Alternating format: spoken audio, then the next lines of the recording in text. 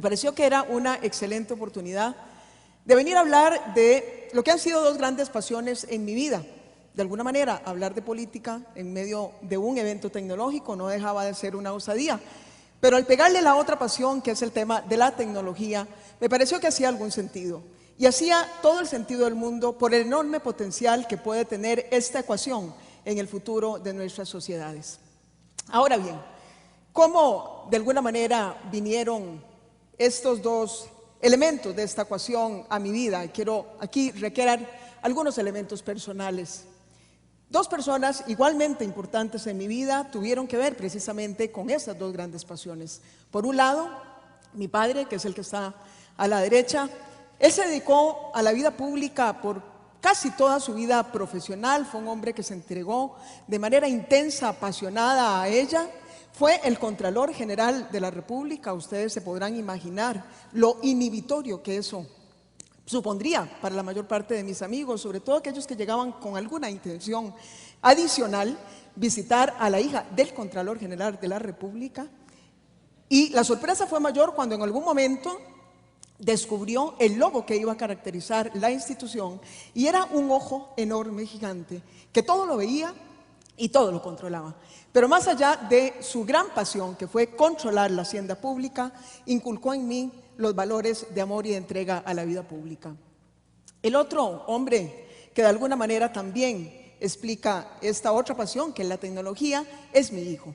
Ustedes comprenderán que una madre cincuentona de un hijo adolescente tenía la obligación, más allá del cariño que nos tenemos, de establecer puentes de comunicación. Y así como a sus 3 años le empecé a enseñar el abecedario y así aprendió a leer, casi 30 años o más después, él fue el que me enseñó y me alfabetizó en las tecnologías digitales. Eso es un poco lo que está pasando en este momento en el mundo. Son los niños quienes están alfabetizando a los adultos. Es así entonces como surge esta ecuación.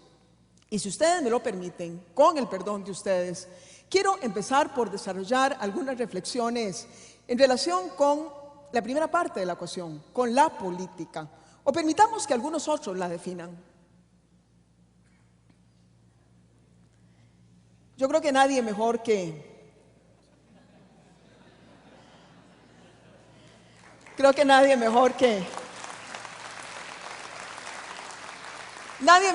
un cómico, un escritor de la altura de Groucho Marx, para recoger un poco el sentimiento que impera en relación con la política. Y aunque desafortunadamente tendríamos que reconocer que muchos han hecho lo posible porque esta frase haya sido inspirada, la política finalmente es un elemento consustancial a nuestras vidas como seres humanos, como seres que vivimos en sociedad.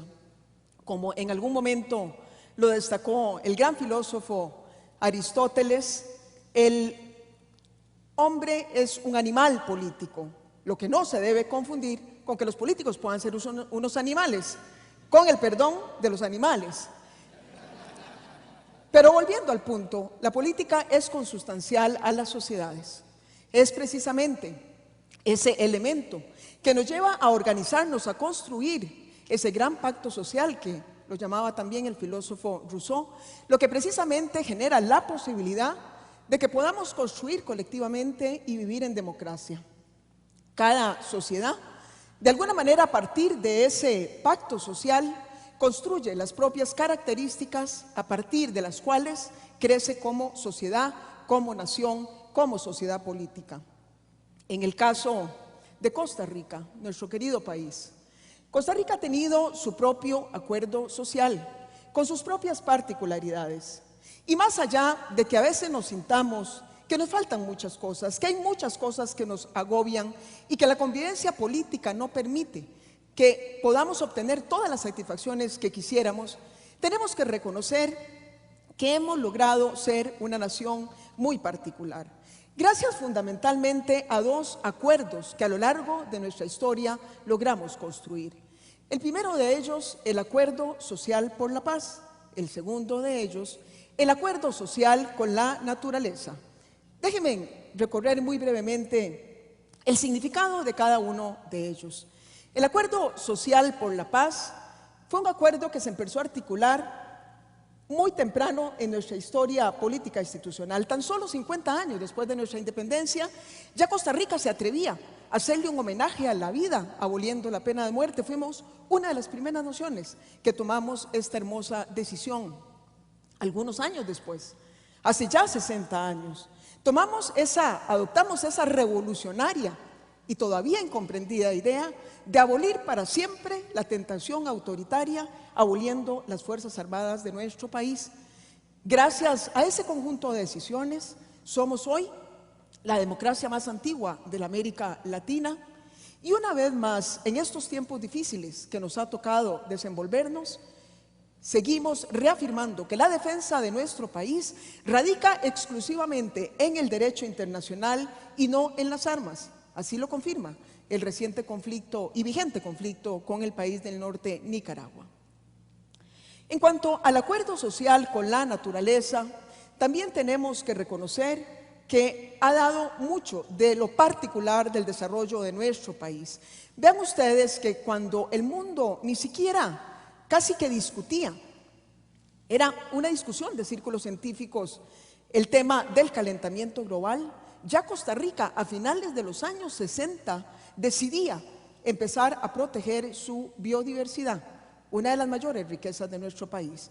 Es así como empezamos a crear las áreas protegidas y hoy más del 25%, poco más del 25% de nuestro territorio se encuentra en áreas protegidas. Esto nos ha permitido ir recuperando cobertura forestal como muy pocos otros países, y somos hoy el país con más árboles per cápita del mundo. 5% de la biodiversidad se alberga en este pequeño territorio y nos convierte en consecuencia en uno de los 4 países que se consideran potencias ambientales del mundo.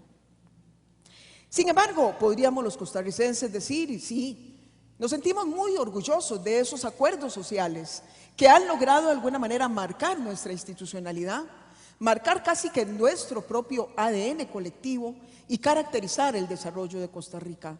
Pero no quiere decir eso, que no hay más que hacer, todo lo contrario. Seguimos careciendo de cosas que queremos alcanzar. Queremos mayor bienestar, mayor crecimiento económico, mayor desarrollo y más impulso para el cierre de la brecha social. ¿Qué es en consecuencia lo que sigue? ¿Qué podemos sumar a estos 2 grandes acuerdos históricos que han construido nuestra nación?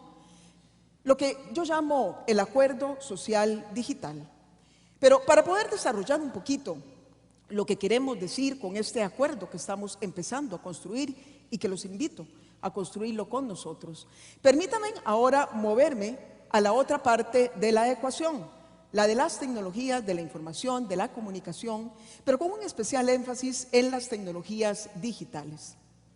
No podemos desconocer que ellas han revolucionado todos los aspectos de la vida en sociedad, pero ciertamente también la política. Y la política se vio impactada desde los orígenes mismos de las designaciones políticas, las campañas electorales. El mundo dejó de ser otro con la última campaña presidencial de los Estados Unidos y Costa Rica no fue la excepción. Nos correspondió, desde mi campaña electoral, ser pioneros en el país en el uso de las tecnologías digitales. Cometimos muchos errores, pero también aprendimos cosas hermosas. Todavía hoy, en mi gobierno, tenemos esas herramientas como instrumentos fundamentales de comunicación, el Facebook, el Twitter. Con el Twitter me he acostumbrado tanto que ya muchas veces cuando mis ministros vienen a presentarme algo, les digo, si no lo dicen 140 caracteres es que no tiene capacidad de síntesis. Ojalá algún día los diputados lo puedan hacer así también.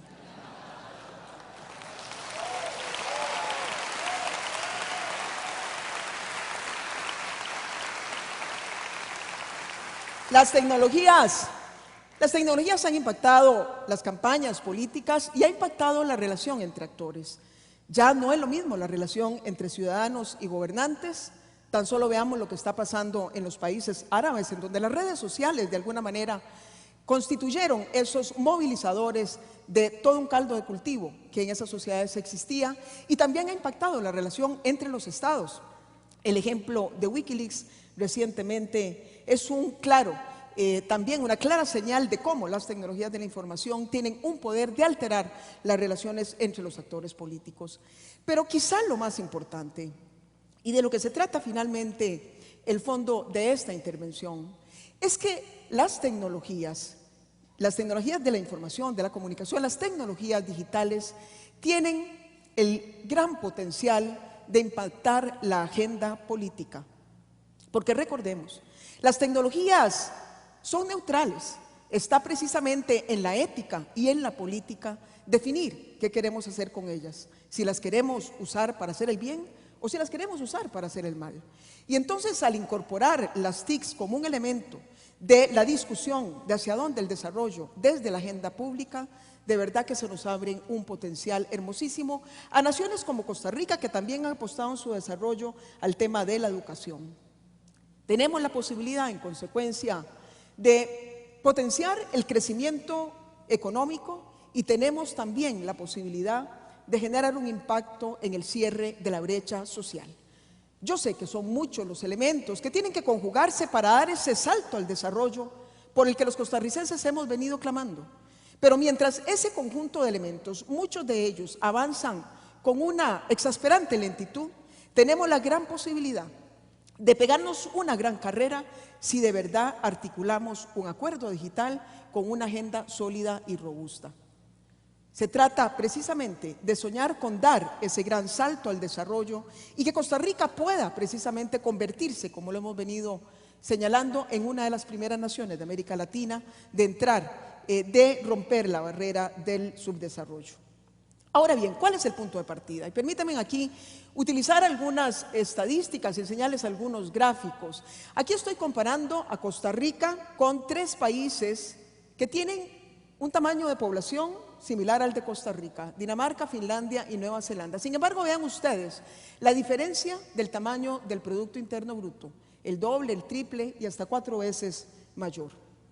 Veamos también este otro gráfico en donde comparamos la inscripción de patentes por millón de habitantes que cada año ocurre en estos mismos países y vean ustedes lo pequeñito que aparece Costa Rica.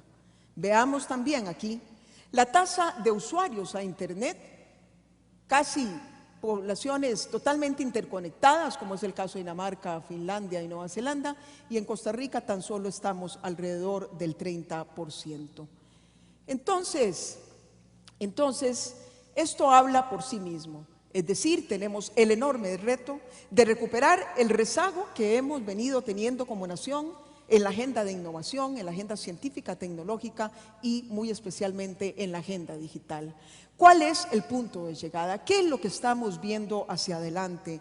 Y de alguna manera hemos articulado este concepto de la sociedad biointeligente, que quizás tiene mucho que ver precisamente con ese acuerdo social que empezamos a construir desde los primeros años de nuestra historia. ¿Qué queremos decir con la sociedad biointeligente? Una sociedad que al elemento de paz, que de alguna manera ha configurado una relación muy madura, como muy pocas naciones, entre nosotros mismos y de nosotros con otras naciones, podamos sumar también el elemento de la naturaleza, esa cosa tan hermosa que hemos logrado desarrollar aquí, en donde podemos crecer y podemos también conservar y sumarle finalmente el tema de la inteligencia.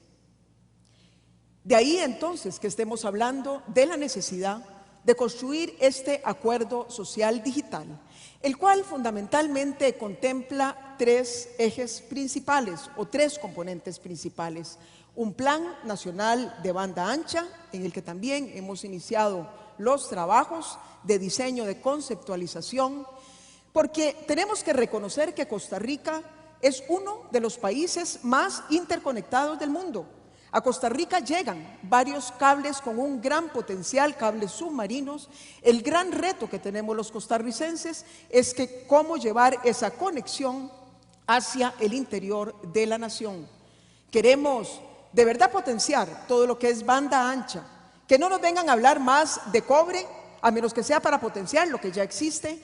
Queremos fibra óptica, queremos una banda neutral y queremos una banda simétrica, que de verdad podamos contar con esa gran autopista que nos va a permitir como nación dar un salto cualitativo en materia de desarrollo y de innovación. El segundo componente es gobierno digital. Ustedes saben que este ha sido como una de mis criaturas en la agenda pública y ya logramos avances importantes, porque si desde el gobierno no procuramos irradiar el cambio a veces dura más en llegar. Un claro ejemplo, el tema de la firma digital. Y entonces tenemos el tema de gobierno digital, que lo que procura es hacerle la vida más fácil a los ciudadanos, pero también transmitir los valores de transparencia, de participación y de rendición de cuentas. Y finalmente el tercer componente, que es el acceso universal a las tecnologías digitales, el elemento de solidaridad.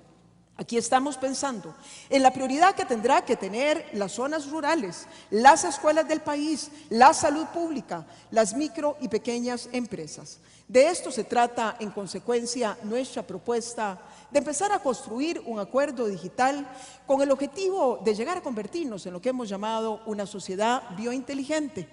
Se trata de un país que ama la vida y que por eso hizo una apuesta fuerte a favor de la paz, de un país que ama la naturaleza y por eso se ha dedicado a protegerlo, de un país que ama la vida, de un país que quiere que la vida de sus ciudadanos también se vea investida de mucha mayor prosperidad y de mucho mayor bienestar. Se trata de una Costa Rica pura vida. Muchas gracias.